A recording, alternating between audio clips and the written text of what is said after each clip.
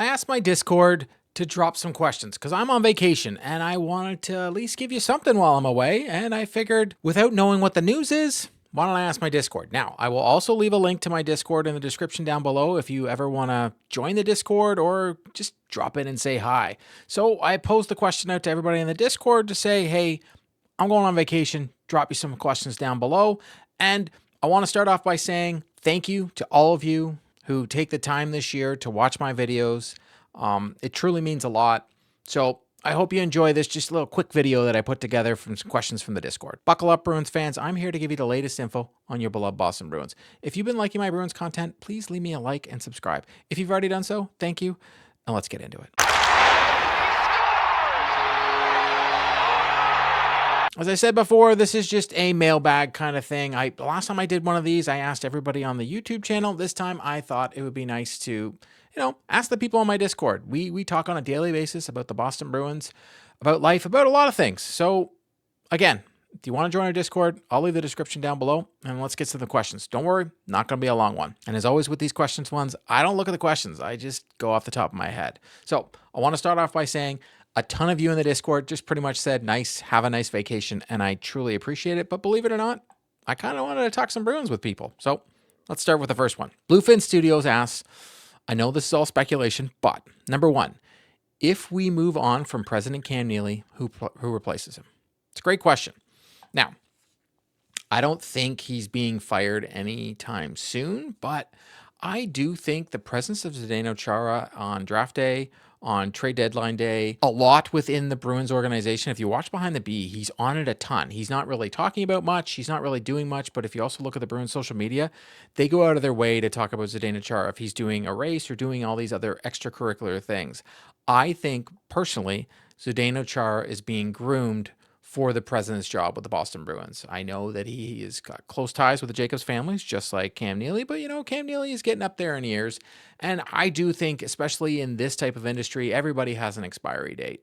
Cam Neely has been here through a long time. He was here when they won the Stanley Cup in 2011. But I do think, personally, that the game has kind of passed him by just a smidge. His brand of, tough hockey, it's there, but it's really not there anymore. I wouldn't consider the Florida Panthers a team that's going to go out there and fight you, but I would consider them a tough team to play against. And I think there's a big difference there. I think the 2011 Bruins were a tough team to play against. Having a team that can go out there and just punch people in the face, I just don't think it works. He's been essentially looking for a power forward for years. We had, David Backes. We had Matt Bolesky. We had the Ricci brothers. It just hasn't worked for Jimmy Hayes. I remember when they brought him in. There was all these guys that they keep bringing in to fit this mold that they're looking for. And now Tanner Jeannot, that I think they should just develop those type of players. And I think Cam and Don have done a good job. I hate to say it as much as they frustrate me sometimes. They have done a good job. The team has been successful. Yes, they've only won one cup, but unfortunately, there's not many teams out there that win multiple cups. Yes, the Florida Panthers just won 2 and the Tampa Bay Lightning won 2. But I do look at the Bruins. I really think they got screwed in 2019, and it is what it is, but they've had a lot of success here. But if I'm saying who replaces him right now, my guess would be Zdeno Chara, and then an outside chance would be Thornton over in Florida. He's done a phenomenal job at the front office there, and I just think he's the prime candidate. If we were to move on from Don Sweeney, who would be a good GM candidate? That's a tough one. I look at the Boston Bruins organization and I look how they always choose a former player. Let's be real here. Besides Peter Chiarelli, they pretty much always have somebody, and Harry Sinden was there for years, but they have someone that's, I guess, close to the organization, maybe not a former player. So who they're going to have for GM, that's a tough one. Could that be the Zdeno Chara? I really think with Chara's business acumen, president's role is more for him, let alone GM. I think if they're going to be having a new GM, that's when you do have a new president, and that president's going to hire the GM. And let's put it this way. If it's Thornton, he'd probably bring someone in from the Florida Panthers an organization because that's what he knows. So I would look at that organization of a possible GM there, whoever the assistant GM is, so on and so forth. If it is Zdeno Chara, I wouldn't be surprised if it is a former player for the Boston Bruins from the years of Chara playing, or Kekalainen or a European just because of his is where he comes from. And brings new life in. But I would expect Chara to do a grueling process on who he would hire as the GM. I would expect him to do, because he wouldn't want to screw this up. That's if he's the president. He would have a pretty long process here, and they would be hiring a lot of candidates. Going through a lot of candidates. My apologies. I honestly, at the top of my head, though, I couldn't really think right now. There's nothing that like comes to mind. A lot of these times with like coaching candidates, it's a lot easier because you can go first, take the list of all the people that have been fired. But GM candidates, you'd have to go look at teams that have done a very good job building their team, because that's what usually happens. You'll have LA, who got everybody taken from them. You got Dallas right now, who, a lot of people look at that franchise. They've done a phenomenal job drafting. So you look at who's helped them get there. But I would think they also have a internal candidate in Evan Gold. He's done a phenomenal job with regards to the cap, and maybe he deserves a shot at being the GM of this team. He makes a lot more decisions than people think. Are we happy as a fan base? Do we call a season of success with a good regular season play? Okay, so I've mentioned this before, that I think, Cam and Don, they've done a decent job. We've had a lot of success here in Boston. The team is one of the most successful franchises over the last 10 years with points-wise in the regular season. They've made the playoffs every year except 2016 and last year. Like it's pretty good. Like, unfortunately, the state of Boston has been spoiled, I guess you say. Like, you have the Red Sox, you have the Patriots, you have the Bruins, and the Celtics. You have teams that are extremely successful in this city. With the Bruins, the way they are set up now, I still think that they're a wild card team at best. I don't expect them to be a playoff team, but anything can happen. They could hit lightning in a bottle. Pasta is going to probably get 90 to 100 points, but, Morgan Geekie could repeat what he did last year. And you could have Elias Lindholm getting maybe 60 points. It could be, and you could have some young players like Lysell or Patra that come out of nowhere, or Blumel, or any of these guys that the Bruins picked up in the offseason that could do something that we didn't expect. You could have Casey Middlestat play above what the expectations we have. We could have James Higgins coming in at the end of the year, possibly filling into a role if the Bruins are close to a playoff spot, making the playoffs and making some noise. But I think for me, happy would be the Bruins showing progress, showing that, the players that they have in the farm system are getting a chance. I was very frustrated watching this team last year because I thought when guys came up like Merkulov and even Patra making the team and being sent back down, didn't really think they got a fair shake. I know a lot of people are like, well, at least they played, but a guy like Merkulov is a top 6 player, and the Bruins bring him up and put him in a middle 6 role and a bottom 6 role. Well, what's the point? What's the point of calling him up? At least give these guys the sink or swim. And with the team not being that good, my hope is we get to see that. And my hope is we get to see a different play under Marco Sturm. My guess is we're going to see a more defensive style than we saw under Sacco and we saw under Montgomery. Probably a little bit closer defensive style to Claude Julien from back in the day. But I do think Marco Sturm is a huge shot generation guy. He wants to get shots, which will be similar to Bruce Cassidy. I'm just trying to give people similarities of the styles we're going to see with Marco Sturm, because I do think he's going to bring his own flair to the position. But as long as the team's competitive and we're not getting blown out, 6-1 and all that kind of stuff, as long as they're trying, I think I'm happy with it. They can lose a game 3-1. I'm okay with that. Like I said, my expectations going into the season, they're pretty low. Are we calling the season a success if we make one round of the playoffs? I'd be shocked if they make it to the first round, or even if they get to the playoffs, get out of the first round of the playoffs. I look at that Atlantic division. So say the Bruins make the playoffs and they're a wild card team. They're most likely playing the Florida Panthers, the Tampa Bay Lightning, and the Toronto Maple Leafs. I don't know, man. Those teams are good. Toronto has very good defense and good goaltending. Their forward group losing Marner is a huge loss to them. But that Florida Panthers team, they're a monster in the playoffs. They're just built to win hockey games. And I would never, ever count out Tampa. They still have Vasilevsky. They still have Hedman. I'd be shocked if the Bruins make one round of the playoffs. And in fact, the draft's so good next year. I just want them to be competitive. What, if any, moves does this team need to make before the start of the season? They need scoring. I don't think they addressed it this offseason, and I don't know how they're going to address that. I truly don't. Yes, they got Steves and Blumel, who led the AHL and were in the top in the AHL in scoring. That doesn't necessarily mean that's going to translate to the NHL. And it doesn't necessarily mean they're going to get a chance. We know that, it pretty much you got 6 guys aiming for this one right wing spot, like, or left wing spot, wherever they're going to put him up in that top lineup. And then I look on the back end. They need some more help on that back end. That defense, it ain't that good. Like, let's just pull it up here. The Boston Bruins this offseason, I've said this a million times, needed help on the right side. On the left side, you have Lindholm, Zadorov, Lowry. That's fine. As much as people want to harp on Lowry, I think Lowry is a good defenseman for what he brings to the table. He's not going to bring you defensive defenseman. He is an offensive defenseman. That's his job. But if you look at that right side, it's hurting. After McAvoy, who gets injured a lot, it's Yuki Hiro and Peak. Peak is a good bottom pair defenseman. I have zero issue with it, but I think they need an upgrade on that right side. And hopefully they be able to pull that off by trade. Like, I look at their depth at center, and it's interesting. After, Krejci and Bergeron left, it was like, oh my God, we're screwed. I'm not saying Lindholm is a starting center by any means. But if Hagens can be who we all hope he can be, and, he looked great in that World Championship in Minnesota just recently. He looked phenomenal. He's 100% going back to Boston College. He's going to have a great year, but we're going to get him at the end of the year. I would think the Bruins want him in that top 6, and eventually they want him either to be your 1C or your 2C in the future. This is not next year or even the year after.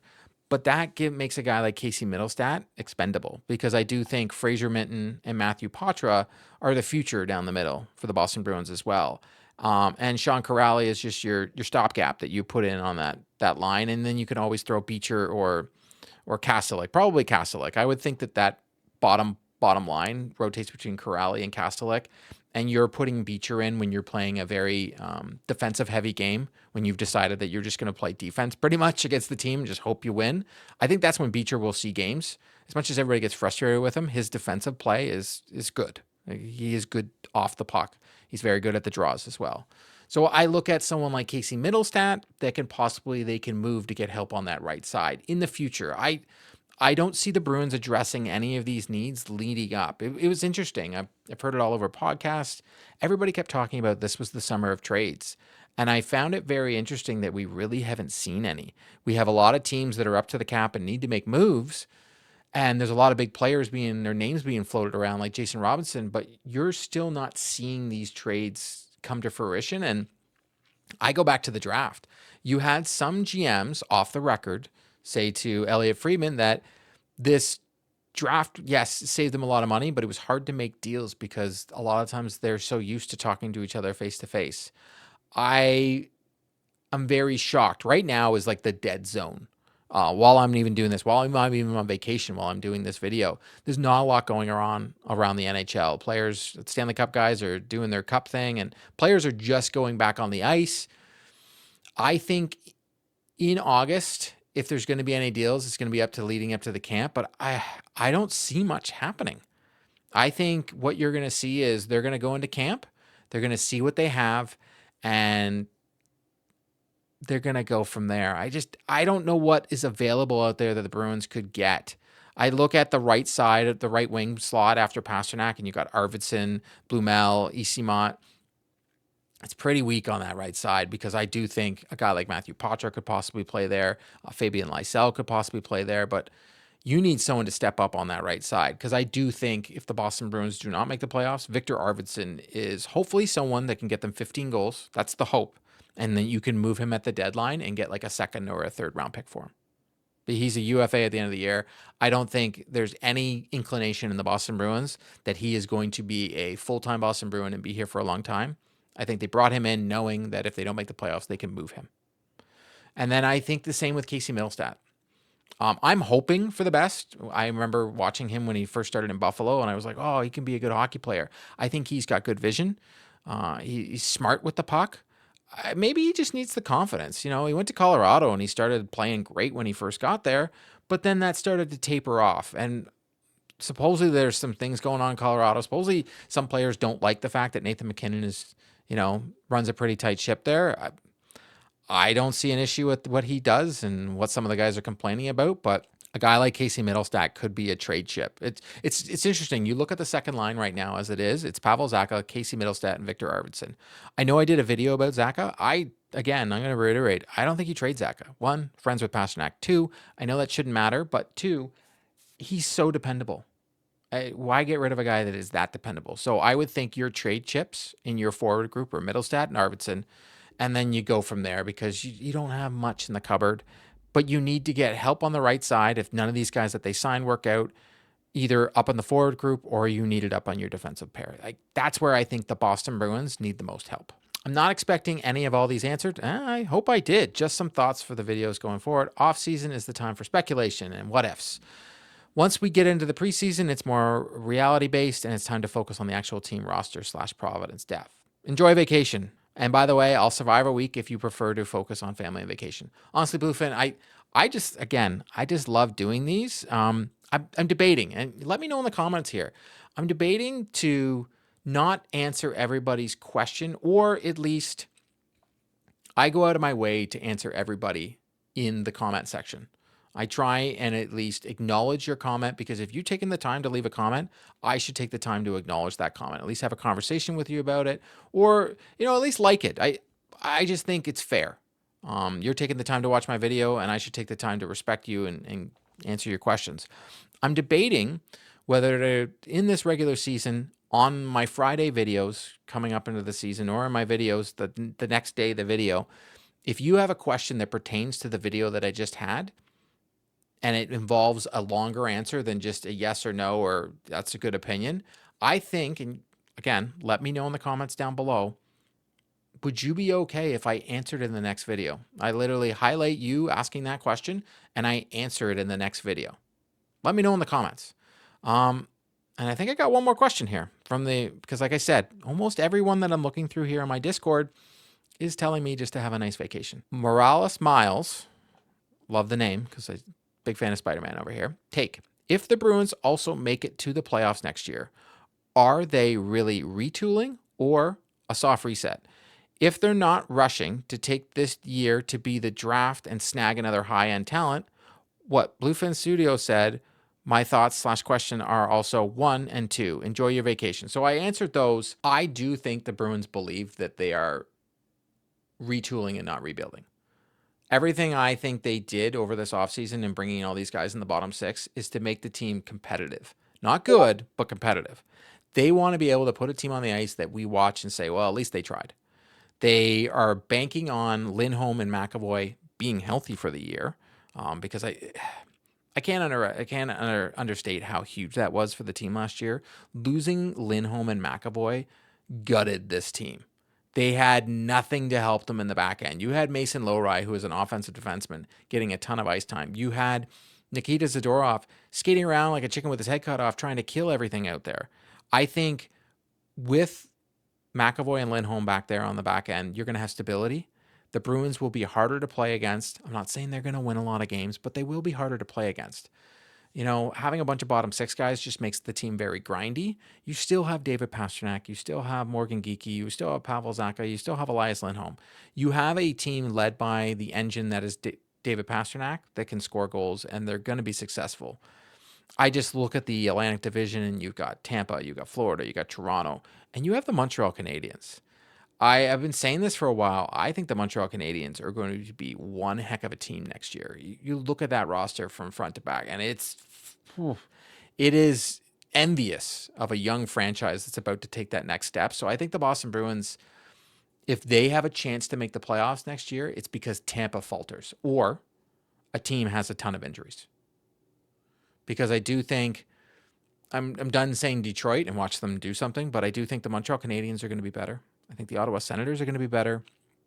I think the Florida Panthers are going to be phenomenal. And I think the Toronto Maple Leafs aren't going to be bad. Yes, they've lost Marner, but I think they have goaltending and they have defense and they have guys up on the front like Nylander and Matthews, who likes to score goals, that they can help you win hockey games. But I think Tampa is that wild card. They're older, just like the Boston Bruins were, and they're at the downward trajectory of their team. And but then again, they could be the 2023 Bruins who set the record, because the Bruins were a really old team. The Tampa Bay Lightning could come out of nowhere. If Vasilevsky, and that's the wild card because he's been injured a lot lately, if he has a healthy season, the Tampa Bay Lightning are crazy good. Like they're good. And I know I'm saying veterans, but the Bruins, technically the Boston Bruins are a young team. But we'll see. I think the Bruins have a lot in front of them.